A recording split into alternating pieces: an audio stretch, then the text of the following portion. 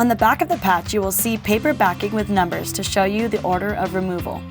Holding the two ends with arrows extending from number 1 in the center, pull on the ends and push up in the middle with your fingers, exposing the adhesive. Holding on to the paper backing, lightly stretch the center of the patch and lay it down on the point of pain. Rub the center of the patch in the middle to improve adhesion. Remove the paper backing from each end, being careful not to touch the adhesive, and lay each end down with no stretch.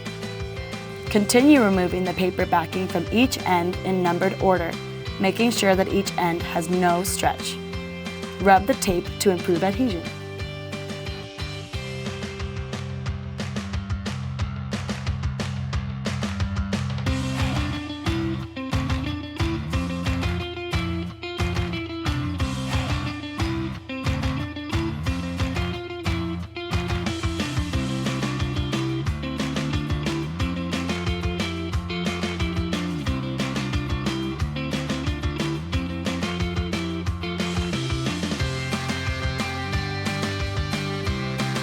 Find all our products and videos at k2tape.com.